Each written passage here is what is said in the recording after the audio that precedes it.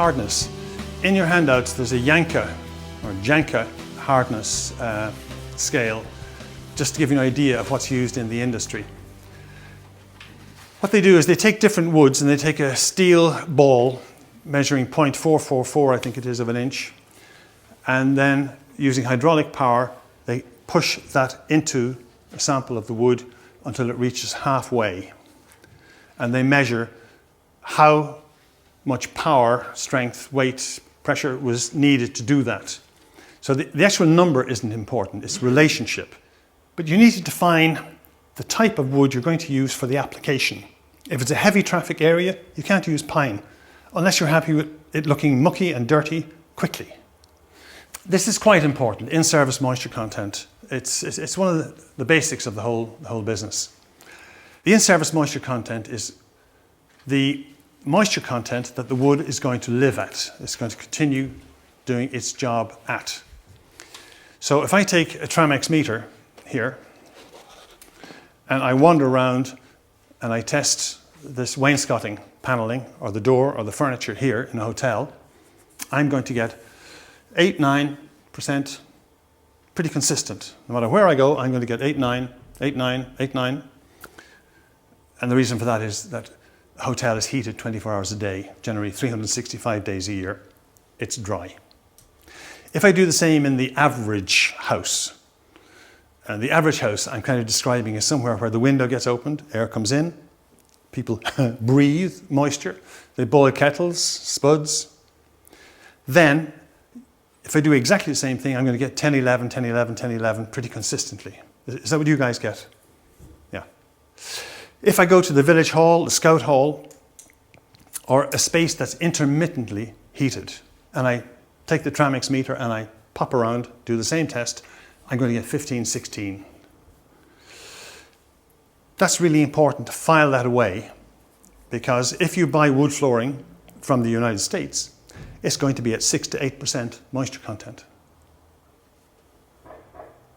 And if you put that in the village hall, it's going to rise by 8%, 9%. It's going to settle to the in-service moisture content of that environment.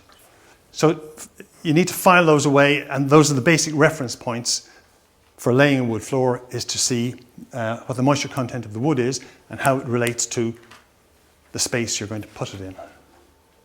And of course, underfloor heating creeps into this then, and that becomes a slightly different set of problems. Laminate. Laminate flooring is becoming increasingly popular.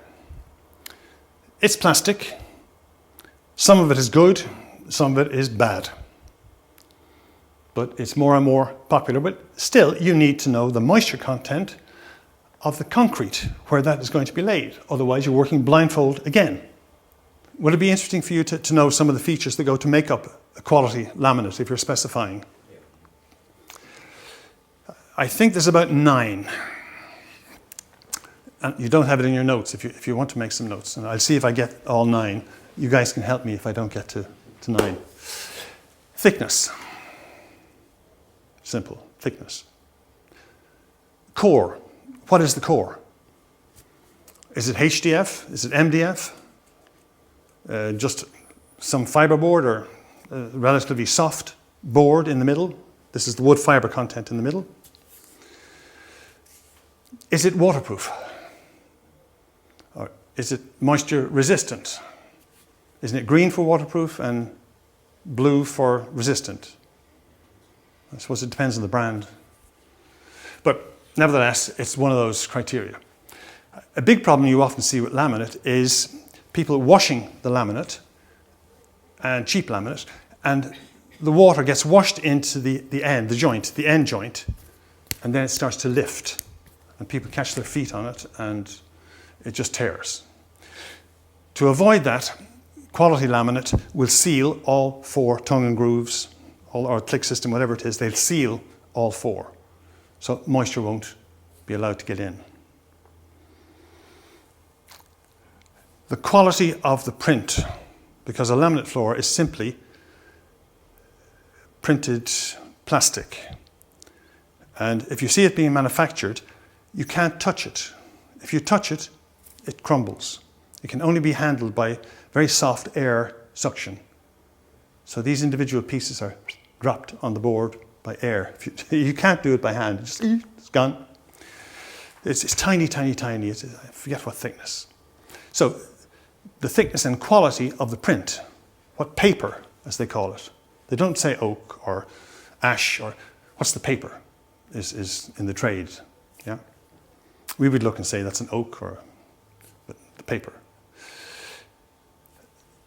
The range of paper, how many different types of laminate, oak, elm, ash, walnut, whatever. The range, that's another statement about quality. If it's only 4, it's an economy product. Yeah?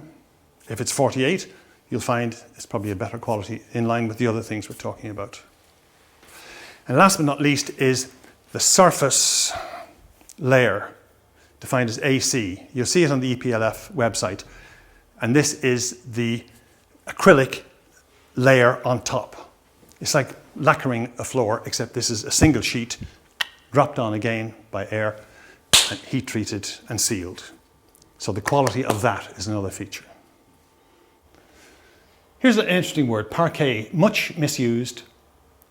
The word parquet means patterned. It means small pieces, we'll say like a herringbone or a Dutch basket weave, like that.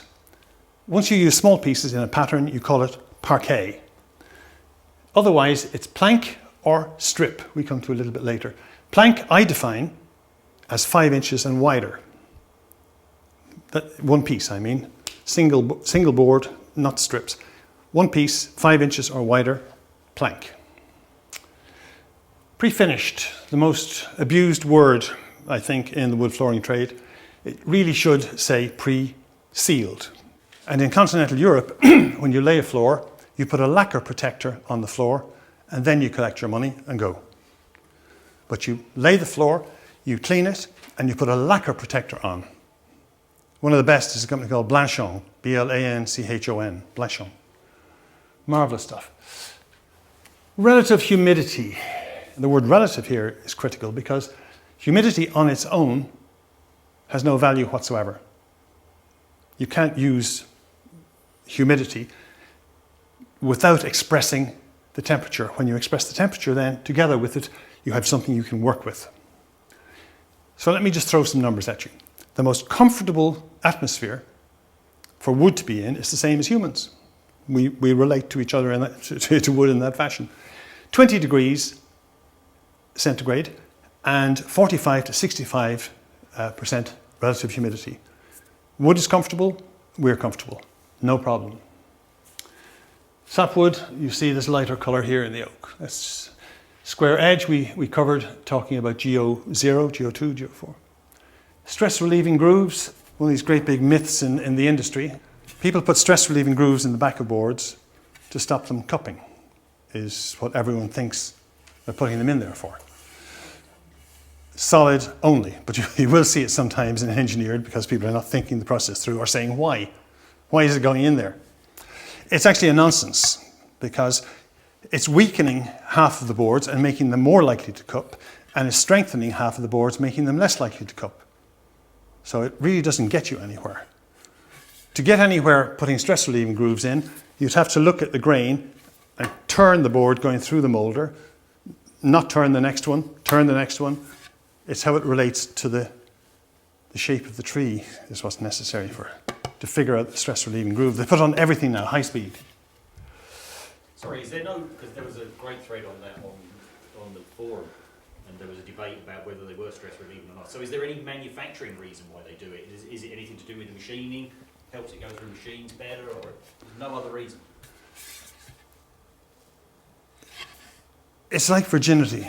It's a good idea, but it's not practical. Do you know, sort of way. Everyone votes in favor of it. Yeah. They put it in. Everyone puts it in. All these manufacturers put it in. They don't know why. But they actually don't know why. I've asked them. And it apparently goes back to the point earlier, 100 years ago, when people were manufacturing flooring. And it was a skill. It wasn't someone who just shoved wood into a machine. And he took every board and he took a look. And he turned the board as appropriate. So that the lines of strength are these annual growth rings, and they're pulling. So what you want to do is put your stress relieving grooves in like this to break the annual growth rings, because they're the lines of strength. And so if you do that, the board is less likely to cup. If you do the opposite, it's more likely to cup. And that's what manufacturers do now. They do everything randomly. It's just a total random thing. But there was a logic behind it. Yeah. But now it's continued, and the guys who had the logic are dead. It's the next 3 generations later. So I don't see any benefit in it, except I have seen on site where people have said there's no stress relieving grooves in that floor. That's the reason the floor failed. Well, of course it wasn't. It was moisture or bad laying or something like that.